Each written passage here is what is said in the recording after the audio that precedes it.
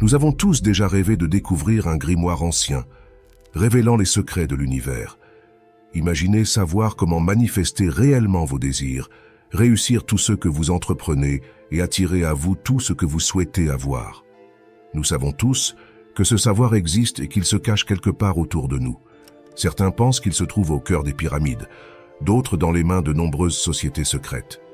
Mais qu'en est-il réellement? La vérité, c'est que cet ouvrage est à la vue de tous, et ce, depuis toujours. Le savoir n'est caché qu'aux yeux de ceux qui ne le cherchent pas. Cet ouvrage s'est révélé au fur et à mesure que j'ai moi-même évolué. En évoluant intérieurement, les choses se dévoilent extérieurement.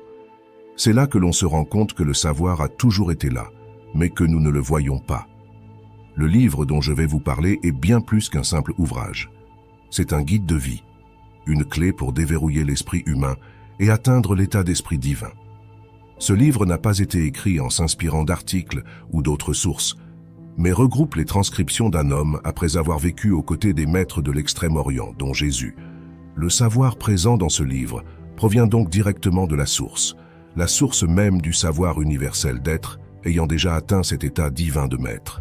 Alors, prenez des notes et préparez-vous, car ce que vous allez découvrir risque de remettre en question tout ce que vous avez appris jusqu'à présent. Le fameux livre se nomme « 13 leçons sur la vie des maîtres », écrit par Baird Thomas Spalding. Cet ouvrage dévoile les véritables enseignements de Jésus et des sages d'Extrême-Orient. Avant d'écrire ce livre, le 22 décembre 1894, 11 scientifiques américains, dont Baird Thomas Spalding, sceptiques par nature, sont partis à la rencontre d'hommes aux facultés étonnantes.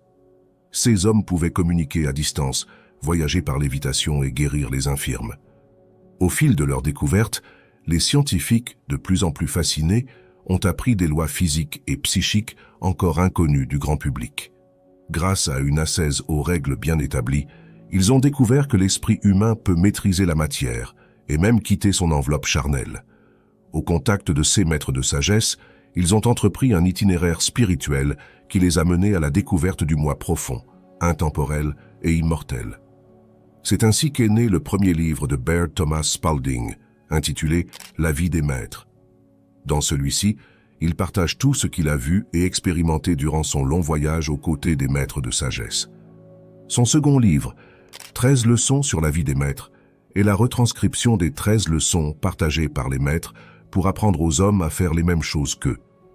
Comme le disent les maîtres, vous pouvez faire ces choses aussi facilement que moi. Contrairement aux idées reçues, chaque homme et femme peut accomplir ces choses, car chaque homme et femme est déjà un maître. Il s'agit simplement d'en prendre conscience. Maintenant que le contexte est donné, plongeons au cœur de cet ouvrage et déchiffrons ensemble ces enseignements. Ce voyage promet de révéler des vérités profondes et de vous guider vers la maîtrise de votre propre existence. La première leçon de ce livre s'intitule « La grande fraternité blanche et la paix mondiale ». Cette leçon nous explique que de nombreuses personnes œuvrent déjà en silence, y compris les maîtres, pour la paix universelle. Une question se pose souvent. Pourquoi n'avons-nous jamais entendu parler de cela? Les maîtres expliquent qu'il en est de même que lorsqu'on sait quelque chose, on attend le bon moment pour le dire. En famille, dirions-nous quelque chose qui pourrait heurter nos proches, ou attendrions-nous le moment opportun pour en parler? C'est pareil pour les maîtres.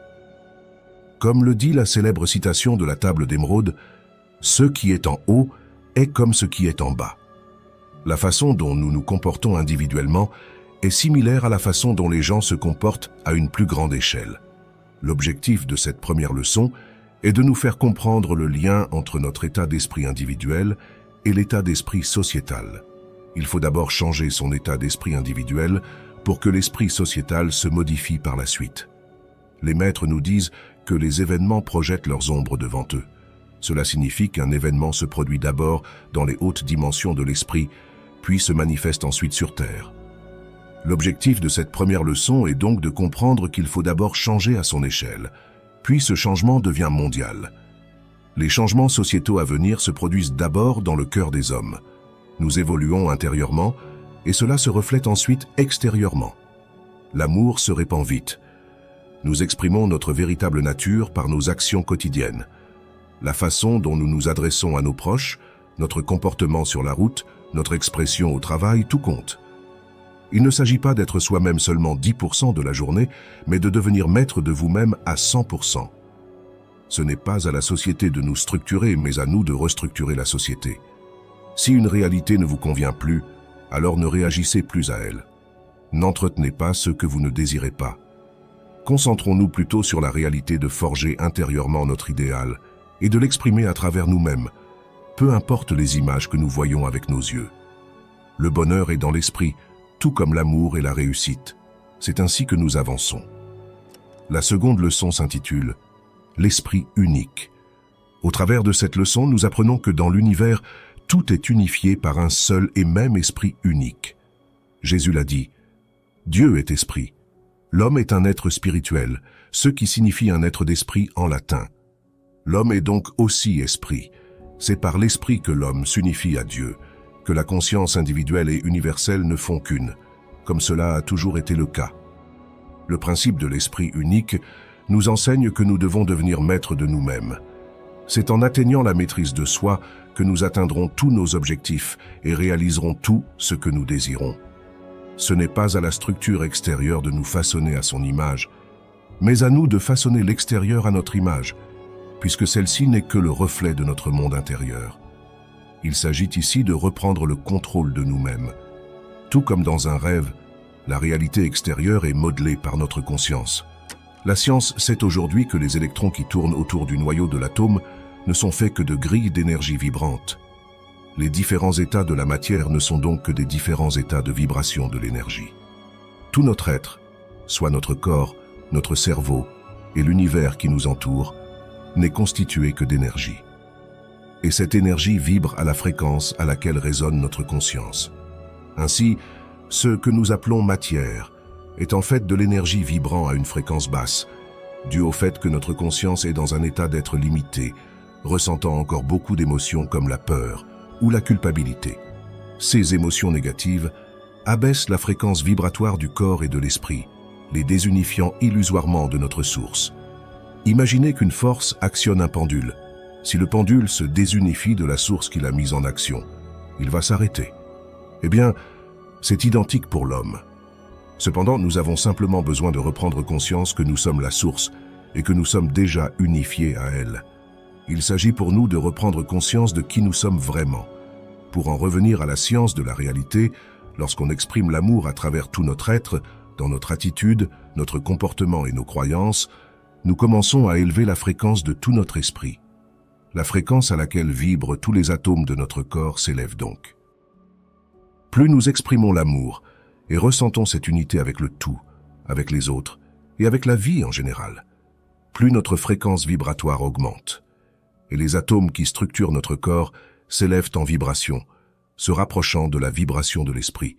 Cela passe par un processus de transformation intérieure. Chaque jour où nous exprimons cet idéal à travers nous-mêmes, nous élevons cette fréquence. Un beau jour, notre corps retrouvera cet état lumineux. C'est alors que notre corps sera capable de faire aussi facilement ce que font les maîtres. Nous aurons transcendé la matière. En réalité, nous aurons élevé la vibration de nos atomes corporels en nous affranchissant de nos limitations mentales. C'est ainsi qu'on atteint la véritable maîtrise de soi, par l'esprit. La troisième leçon s'intitule « La dualité de l'esprit ». Lorsque nous sommes nés, nous avons atterri dans un monde sans carte ni boussole, et nous nous sommes adaptés. Rapidement, nos premières conceptions de la réalité nous furent enseignées par l'école, nos proches et les autres êtres vivants déjà présents sur Terre. Cependant, nous savons que par le passé, l'esprit était fondé sur un état de dualité, de division. Cette division dans l'esprit a causé de nombreuses fragmentations extérieures, divisant tout. Cela a créé l'illusion des différences entre les hommes et les femmes, entre les couleurs de peau, entre les pensées de chacun. Ces divisions se sont propagées dans l'apprentissage, séparant science et religion, puis fragmentant les sciences entre elles, ainsi que les religions. Aujourd'hui, il est temps de rassembler les morceaux. La science et la religion convergent maintenant vers un même point, l'esprit, tout comme la physique, la magie et la philosophie. Tout se réunit. Il est donc temps de comprendre que les idéologies passées, fondées sur la dualité, n'étaient pas la réalité. La réalité est l'unité. Comme le disent les maîtres, sachez que notre Dieu est un. L'étymologie du mot univers signifie uni, vers. Les pères fondateurs de l'Amérique l'avaient également compris, inscrivant sur le dollar américain la phrase « E pluribus unum », soit « parmi tous, un ». Nous ne faisons qu'un, et ce, depuis toujours. C'est pourquoi nous devons aujourd'hui abandonner ces idéologies passées fondées sur la dualité, car nous devons vivre dans la réalité et non plus dans l'illusion. Les maîtres l'expliquent simplement. La conscience humaine perçoit à travers elle-même. Un esprit fondé sur la dualité perçoit à travers ce prisme limité et ne voit donc pas la réalité telle qu'elle est. Il ne perçoit qu'à travers le voile hypnotique de l'illusion. Comprendre que le tout est un équivaut à lever le voile dans le temple pour percevoir ce qui se cache derrière. Vivre la vie des maîtres, c'est vivre la réalité de la vie. La 4e leçon s'intitule « La base de la future réorganisation sociale ». Cette leçon nous permet de prendre conscience du lien entre notre esprit et l'organisation sociale extérieure. Comment percevons-nous la société? Que pensons-nous de la société actuelle? Nous convient-elle? Dans quelle société rêvons-nous de vivre? Ces questions amènent des réponses, ou plutôt ouvrent des portes dans l'esprit, nous permettant de voir la société telle qu'elle est vraiment. Qui entretient la structure sociétale actuelle? La réponse est simple, c'est nous. Nous sommes responsables de l'intégralité des choix que nous exprimons. C'est cela le libre arbitre. L'homme est éternellement libre et responsable de ses choix. Dans ce chapitre, les maîtres expliquent que la société précédente, fondée sur la dualité, a créé une société divisée. Une société divisée sème forcément la division. Or, la division n'est pas l'unité. Premièrement, l'homme s'autogouverne lui-même. Il s'agit ici de prendre conscience que le seul véritable maître de l'homme, c'est lui-même. En second point, une seule loi suffit à l'homme de respecter, et cette loi est la loi universelle, inscrite dans la véritable nature de l'homme. Cette loi, c'est l'amour. En respectant cette unique loi, l'homme se respecte lui-même, ainsi que l'univers. Une société fondée sur cette même et unique loi, l'amour qui est l'unité de toute chose, n'a nul besoin d'autre loi. Le respect de cette simple loi engendre automatiquement le respect de toutes les autres, tout en conservant l'unité avec la véritable nature de l'homme. L'amour est le lien invisible qui unifie l'extérieur et l'intérieur en un seul et même point. C'est cela l'unité. En nous questionnant sur notre perception de la société et en prenant conscience de notre rôle dans son organisation, nous pouvons commencer à rêver d'une nouvelle société fondée sur l'unité et l'amour. Ce changement commence en nous-mêmes et se reflète ensuite dans le monde extérieur. En embrassant l'amour comme loi universelle, nous posons les bases d'une réorganisation sociale future, où chacun vit en harmonie avec sa véritable nature et celle de l'univers. La 5e leçon des maîtres est le pouvoir de la parole. La parole a un pouvoir immense, mais ce pouvoir provient de l'esprit. Tout pouvoir émanant d'une chose naît de l'esprit. Ainsi, avant le verbe, il y avait l'esprit. C'est l'esprit qui projette le verbe, et donc la parole. Ici, il nous est enseigné que toute idée, qu'elle soit pensée ou exprimée, devient une graine. Cette graine d'idée est émise, plantée dans l'âme, maintenue dans la pensée, et devient une conception qui se manifestera ultérieurement sous forme physique. Les idées de perfection produisent la perfection, tandis que les idées d'imperfection produisent l'imperfection. Les maîtres affirment que rien que le fait de prononcer le mot Dieu et de méditer sur ce mot élève toute la vibration de votre être. Prenez un instant et méditez sur le mot Dieu. Puis, pensez au mot mal et voyez comment celui-ci s'harmonise. Ici, les maîtres nous font prendre conscience que les mots que l'on projette tirent leur pouvoir de l'esprit qui projette le verbe. Ainsi, les mots sont vides de sens si rien n'est derrière. C'est pourquoi deux personnes peuvent dire la même chose, mais impacter leur entourage de manière totalement différente. Votre parole émet une onde, et la fréquence à laquelle vibre cette onde dépend du degré de vibration de l'esprit qui la projette. Pour faire bref, l'onde de la parole émise contient en elle toutes les informations de l'esprit. L'oreille capte le son, mais l'esprit unique de chacun capte l'onde.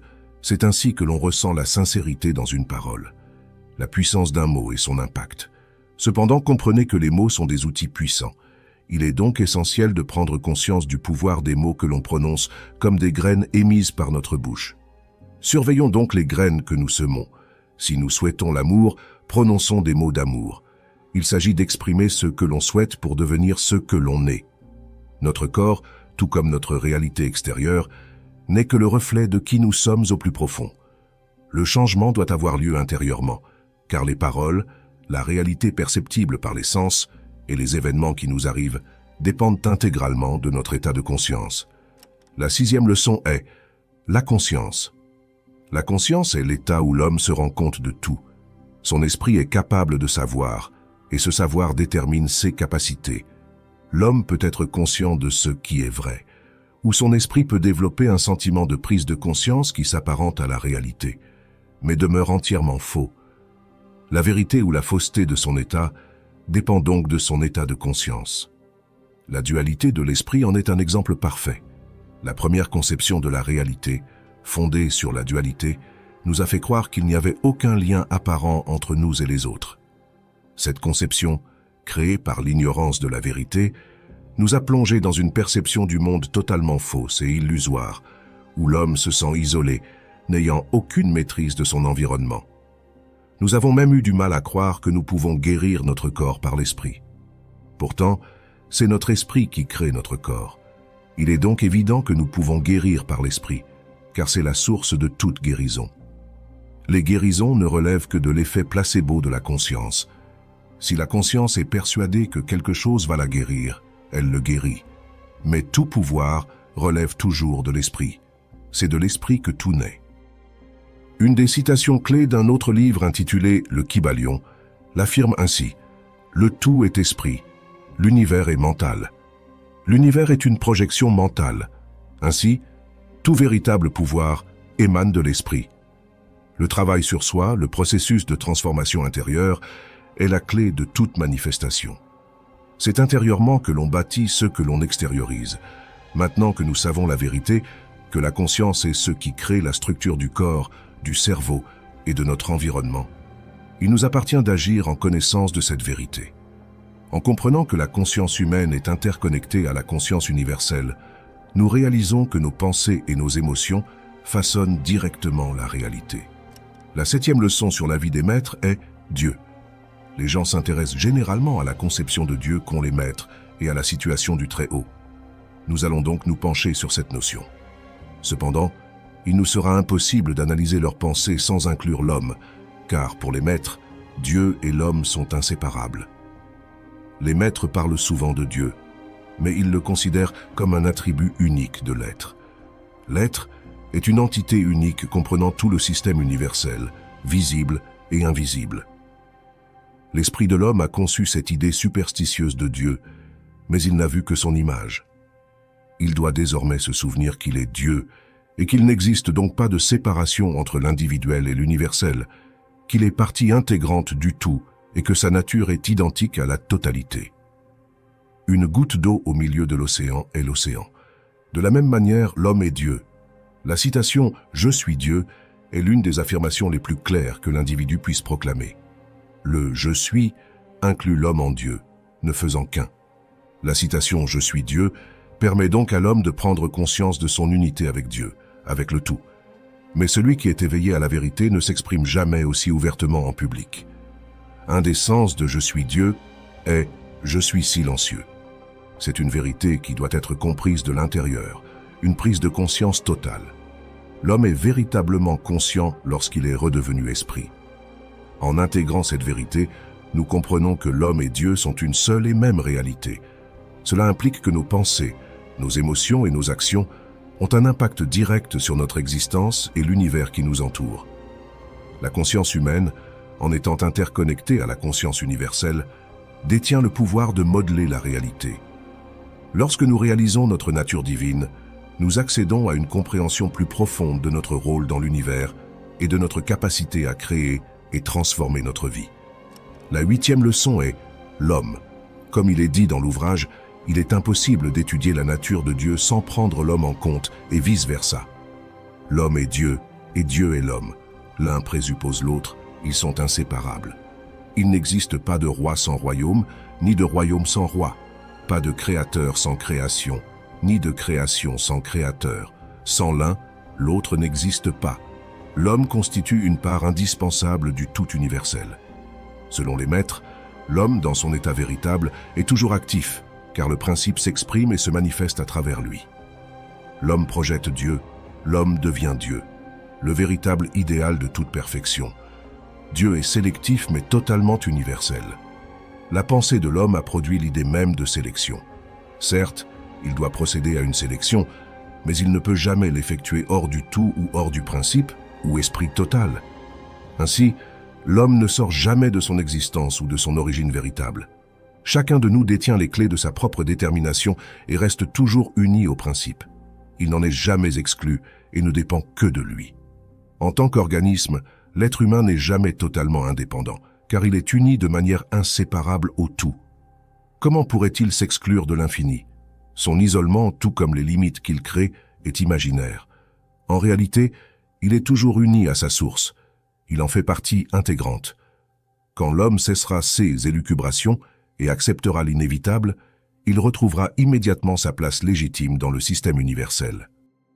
Il n'est roi que dans la mesure où il a le privilège d'appliquer les lois du royaume. Cela signifie que c'est à l'homme de s'unifier au principe, en l'exprimant à travers lui-même et non au principe de s'unir à l'homme. Car le principe a toujours été unifié à l'homme. Il s'agit pour l'homme d'en prendre conscience, en l'exprimant à travers lui-même. Et ce principe, c'est l'amour. C'est l'unique loi universelle, l'unification de tout dans l'univers. En exprimant l'amour, l'homme exprime Dieu à travers lui-même. L'homme se réunifie ainsi à sa source et la projette à travers lui-même. Juste avant de passer à la 9e leçon, laissez-moi vous partager une opportunité unique. Lors de la lecture du livre « 13 leçons sur la vie des maîtres », vous découvrirez qu'à la fin de chaque leçon, les enseignants ont la possibilité de reformuler ces leçons selon les instructions des maîtres. J'ai donc créé 13 leçons, inscrites dans 13 e-books différents, que j'ai mis gratuitement à disposition sur mon école pour entrepreneurs motivés. Dans ces e-books, vous allez découvrir les véritables enseignements des sages de l'Extrême-Orient, accessibles en un clic. Vous pourrez les lire pendant votre pause au travail ou tranquillement chez vous. Les secrets révélés dans ces ouvrages sont puissants et vous permettront de transformer votre vie à jamais, en vous offrant toutes les clés nécessaires pour réussir. Ne manquez pas cette opportunité exceptionnelle. Téléchargez-les dès maintenant. Le lien est dans la description. La 9e leçon s'intitule « La vie ». Vivre comme les maîtres, c'est vivre la réalité de la vie, qui représente l'action du principe unique, jamais divisé ou séparé de sa source. Fidèles à ce principe, ils indiquent la voie à tous les hommes. La vie n'est pas une théorie, mais un fait établi, une réalité sans commencement ni fin. L'individu adoptera cette manière de vivre lorsque son esprit l'aura assimilée. Les maîtres enseignent que Dieu a choisi de s'exprimer à travers l'être humain, car il représente le canal d'expression le plus élevé pour la vie, sa forme la plus totale, son activité la plus intensément spirituelle. Les maîtres voient la vie émaner de la réalité et par laquelle la vie rayonne. Tout est lumière, affirment les maîtres, ainsi que la science moderne. De la lumière naît la forme. Pour comprendre la vie, il n'y a rien de mieux que de simplement vivre à ses côtés. Et pour cela, plongeons dans la nature. Observons simplement, sans jugement et naturellement, comment la nature évolue. Prenons l'exemple d'un grand chêne. Celui-ci fait tomber un gland sur le sol fertile. Le gland contient en lui son idéal, devenir un grand chêne. Mais pour grandir et exprimer cet idéal contenu en lui-même, il reçoit l'énergie de la terre et du soleil, ce qui lui permet de croître. Une fois le processus abouti, l'idéal s'exprime extérieurement, et voici un grand chêne, né d'un simple gland de quelques centimètres. De même, les plantes poussent et grandissent, choisissant de s'exprimer à travers leurs fleurs. Avant cela, la fleur se construit à l'intérieur de son bourgeon floral, formant chaque pétale une à une. Une fois le processus pleinement abouti, elle s'épanouit, et l'univers en profite. Les abeilles et autres insectes viennent butiner le fruit de la plante, sa belle fleur. Et qu'en est-il des animaux? Les girafes, par besoin de manger les feuilles des arbres en hauteur, ont développé de longs coups. L'anguille électrique a enclenché des mutations lui conférant un pouvoir électrisant. Elle a carrément fait muter ses cellules afin qu'elles génèrent de l'électricité. La méduse immortelle nommée Turritopsis dohrnii est capable de régénérer ses cellules à l'infini afin de perpétuer la vie. Encore plus fascinant est le fonctionnement d'une ruche et de ses multiples abeilles. Dans une ruche, toutes les abeilles naissent du même œuf, mais se développent génétiquement différemment en fonction de leur rôle. Nées des mêmes œufs, certaines abeilles deviennent ouvrières avec des corbeilles aux pattes et sont rapides et légères. D'autres deviennent des mâles plus gros, les faux-bourdons. Et encore, l'une d'entre elles deviendra reine, vivant 5 ans contrairement aux autres abeilles qui ne vivent que 30 à 60 jours. La reine est plus grande et sécrète une phéromone qui lui permet d'être écoutée par toute la ruche. Comment font-ils cela? Eh bien, par l'esprit. Intérieurement, ils construisent un idéal, leur graine de vie. Et au fur et à mesure, cette graine germe et cet idéal se manifestent à travers leur corps et leur environnement, les deux ne formant qu'un. C'est ainsi qu'en visant l'idéal de devenir un maître, nous semons cette graine dans notre esprit. Nous l'alimentons par l'amour d'atteindre cet idéal, par nos actions, pensées, paroles et croyances, et petit à petit, cet idéal prend forme. La graine germe, grandit et devient un arbre. Puis l'arbre mûrit et donne un fruit. Et ce fruit, c'est notre idéal qui se manifeste sur Terre à travers nous-mêmes. La 10e leçon est l'univers. L'univers représente la somme totale du visible et de l'invisible qui emplissent l'espace infini. Le grand tout, composé de toutes ses parties, peut être appelé Dieu, car il s'est défini ainsi « Je suis ce que je suis et personne n'est au-dessus de moi ». C'est la somme de toute vie, de toute substance, de toute intelligence, de tout pouvoir. Il englobe toutes les connaissances, car il est l'omniscience. Il incarne tout pouvoir, car il est la toute-puissance. Il contient toute substance, car c'est à partir de lui que se forme le visible. Il représente l'amour, un système unique qui opère comme une seule unité. L'amour constitue le principe d'intégrité, qui maintient l'univers en tant qu'unité et permet à ces opérations de s'effectuer en parfaite harmonie, avec régularité. Selon les maîtres, l'amour englobe chaque état de conscience et chaque événement. L'individu peut se croire séparé de cet univers. En réalité, il en fait toujours partie, il n'en est jamais exclu, quoi que lui dicte sa pensée. Il se croit parfois si étranger à cette grande universalité qu'il se sent divisé et limité. Il s'en croit si éloigné que ses facultés en sont diminuées. C'est alors qu'il s'exclut de cette universalité, même si en réalité il en fait toujours partie. La séparation n'est qu'apparente. Si l'univers forme une unité, et si tout ce qu'il contient est éternellement uni dans cette unité, comment et où la séparation pourrait-elle exister? En fait, il ne s'agit que d'un état imaginaire. Seule l'ignorance des réalités provoque un sentiment de séparation, qui disparaît totalement avec l'éclairement des esprits.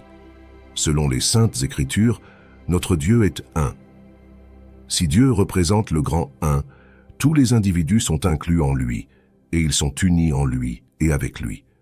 En comprenant cette vérité, nous réalisons que nos pensées et émotions influencent directement notre réalité. L'univers, en tant qu'unité, réagit à notre état intérieur. L'amour, en tant que force unificatrice, est la clé pour aligner notre conscience avec l'unité de l'univers. En intégrant cette leçon, nous pouvons vivre en harmonie avec la totalité de l'existence, sachant que nous ne sommes jamais séparés de notre source. La 11e leçon sur la vie des maîtres concerne votre moi. Lorsque Jésus-Christ a déclaré « Celui qui ne devient pas comme un petit enfant ne pourra accéder au royaume des cieux », il a énoncé une vérité fondamentale. L'enfant n'est pas encore hypnotisé par l'idée de l'imitation matérielle et vit tout naturellement en harmonie avec sa source. La plupart des adultes adorent la compagnie des enfants, car ceux-ci irradient l'harmonie fondamentale de l'univers, cet environnement naturel à l'homme. Si nous abandonnions toutes les idées qui nous enchaînent à ce monde, nous serions en contact avec cette détermination qui procède du mouvement universel et nous accomplirions les œuvres qui tentent constamment de se manifester à travers notre nature. Partout où tu découvres ton moi, abandonne-le, ont écrit les anciens hindous, et ce conseil demeure l'enseignement central des maîtres. Nous devons nous débarrasser des habitudes étrangères à la nature originelle de l'homme si nous voulons atteindre la vraie vie. La plupart de nos efforts pour vivre sont à ce point opposés au but et à la pente naturelle de la vie qu'ils ne mènent qu'à la décomposition de la chair. Il y a une voie qui semble juste à l'homme, mais elle se termine par la mort, a dit Jésus. Notre véritable moi, c'est la passion intérieure qui meurt d'envie de faire surface. C'est le réel accomplissement que l'on souhaite manifester.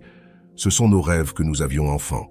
Cette joie de vivre si intense où rien n'est impossible, et où le simple plaisir de vivre est présent constamment. C'est cette joie inconditionnelle qu'il est aujourd'hui temps de retrouver. Pour cela, il est grand temps pour nous d'abandonner toutes nos limitations qui nous ancrent dans cette idéologie de pensée limitée. Tout est possible à celui qui croit. Cette citation révèle un point majeur. L'homme n'a aucune limite, mis à part celle qu'il s'impose.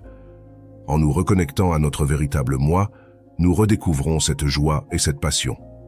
Nous réalisons que nos rêves d'enfance, nos aspirations les plus profondes, sont les manifestations de notre véritable nature.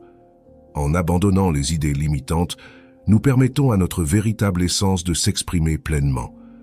Nous devenons alors capables de vivre en harmonie avec l'univers, accomplissant des œuvres grandioses et vivant une vie pleine de sens et de bonheur. La 12e leçon s'intitule « Le prana ». La force de vie cosmique entoure et imprègne toute réalité, jusqu'au moindre atome, et notre respiration est capable de l'attirer dans notre corps. Chaque acte peut s'accorder à cette force de vie, et chacune de nos pensées peut s'harmoniser avec elle. Cependant, la respiration seule ne suffit pas pour attirer cette force de vie cosmique dans le corps humain. Nous ne pouvons vraiment nous approprier cette force que si une concentration spécifique accompagne notre respiration physique. Cette force de vie est tellement plus subtile que notre atmosphère qu'elle échappe au processus physique. L'électricité ne pénètre pas davantage dans notre corps par la simple respiration. Une certaine quantité d'électricité s'intègre bien entendu à notre métabolisme avec chacun de nos gestes. Et il en va de même avec la force de vie cosmique, parfois appelée prana. Tout ce vers quoi s'oriente notre attention laisse une trace dans notre esprit. Cette impression se développe en idées, exprimée ensuite par des mots. Il s'agit d'une sorte de respiration mentale. L'attention intérieure, l'attente profonde, doit être parfaite dans chaque domaine de notre être. Lorsque l'attention vers l'extérieur se couple à cette concentration intérieure, lorsqu'elle s'oriente constamment vers la perfection de l'univers, comme dans le cas de « l'œil de l'âme » évoqué par Sénèque, les éléments des forces cosmiques pénètrent en nous. Le prana, en quelque sorte, représente cette force de vie qui met le pendule en mouvement. Comme nous l'avons vu précédemment, lorsqu'une force actionne un pendule, elle le met en mouvement. Mais si le pendule souhaite continuer à être en mouvement, il doit se reconnecter à cette force qu'il a actionnée. Le prana est la force de vie cosmique qui a mis en action la vie. Si l'homme souhaite se reconnecter à sa source, il doit prendre conscience de cette force invisible et omniprésente pour l'assimiler. Les maîtres se nourrissent souvent uniquement de prana pendant de longs mois. Le prana est la force de vie originelle, présente dans chaque aliment et être vivant. Ce qui nourrit l'homme dans la nourriture physique, c'est cette énergie. Lorsque l'homme mange un aliment comme du poisson, par exemple, son organisme assimile cette force de vie présente dans le poisson après digestion. Cependant, le fait de se reconnecter consciemment à cette source de vie permet à l'homme d'assimiler cette force de vie directement, sans avoir besoin de faire fonctionner son système digestif. Les atomes se nourrissent directement à la source, étant reconnectés à elles-mêmes. C'est ainsi que le prana s'assimile, par la prise de conscience de cette unité fondamentale de tout dans l'univers. Les plantes se nourrissent également de prana. C'est l'assimilation de cette force omniprésente qui permet aux maîtres de régénérer leurs cellules et de vivre éternellement. Les maîtres expliquent que les cellules du corps humain se régénèrent tous les 7 ans, fonctionnant par cycle. Aucun corps n'est âgé de plus de 7 ans. Cependant, l'homme, étant conditionné par la croyance au vieillissement et à la mort du corps, transmet cette information aux nouvelles cellules lorsqu'elles naissent, ce qui les fait vieillir automatiquement, causant ainsi le vieillissement et la mort du corps. Cependant, les maîtres, tout comme la méduse immortelle Turritopsis d'Ornie, ont reconditionné leur esprit pour réassimiler le prana et ont abandonné cette idée de vieillissement, exprimant la jeunesse à travers eux-mêmes. Cela leur permet de régénérer leurs cellules constamment, d'être en harmonie parfaite avec le prana et de vivre éternellement. Nous arrivons à la dernière leçon, la théorie des quanta. La théorie des quanta fait appel aux principes de la physique et concerne la répartition de l'énergie dans la nature. Elle a été développée à l'Université de Berlin à la suite des recherches sur le rayonnement des corps noirs. En bref, tous les corps émettent un rayonnement d'une énergie caractéristique, et il n'y a pas de masse inerte dans le monde de la forme. Toute forme recèle une certaine quantité d'énergie, émanation particulière de l'énergie qui remplit l'espace infini. La quantité d'énergie qu'émet chaque forme particulière dépend directement de sa relation à l'énergie universelle. De même qu'un pendule se balance le long d'un arc plus ou moins étendu, selon l'intensité de la force qui lui a été appliquée au lancement, de même toutes les formes conservent la quantité d'énergie utilisée pour les mettre en mouvement. Cette énergie est conservée par la forme dans la mesure où celle-ci maintient sa relation avec l'énergie qui l'a mise en mouvement. Le pendule s'arrête lorsque la force motrice cesse d'exercer son influence sur lui. La matière devient de moins en moins active au fur et à mesure qu'elle perd une partie de son lien avec la force motrice qui l'a actionnée. Lorsque cette énergie cesse d'agir au sein de la forme, celle-ci se désintègre. Si vous souhaitez entrer plus en détail sur la théorie des quanta, j'ai écrit un e-book complet à ce sujet, rapide à lire, disponible gratuitement sur mon école d'entrepreneurs motivés. Mais pour faire simple, l'amour est l'énergie de la création, c'est la source. L'amour est l'énergie qui unifie tout, c'est la fréquence de la création. L'amour réside dans l'esprit, et l'homme parvient à s'unifier à l'universalité, soit à se reconnecter à sa source, en exprimant l'amour à travers son être. L'homme, étant dans un état d'esprit amoureux, concentre automatiquement son attention sur l'unité, soit l'unité entre lui et Dieu, entre l'homme et l'universalité. L'homme se reconnecte ainsi à sa source, en prenant conscience. C'est par l'esprit que l'homme se reconnecte à l'énergie universelle, à la force de vie qu'il a mise en mouvement. C'est ainsi que l'homme conserve sa forme et que sa chair redevient lumière. Toutes ces leçons, dans leur intégralité, nous amènent donc à comprendre que la manifestation réside dans un processus de transformation intérieure. Tout d'abord, cela prend la forme d'une graine semée dans l'esprit, cette graine représentant notre idéal à atteindre. Puis l'esprit de l'homme alimente cette graine en amour, ce qui la fait germer. En l'exprimant à travers son être, la graine finit par devenir un arbre et porter ses fruits, manifestant ainsi l'idéal extérieurement. N'oubliez pas d'aimer la vidéo et de mettre un pouce bleu, cela aide énormément avec l'algorithme YouTube. Merci beaucoup et à tout de suite dans une nouvelle vidéo.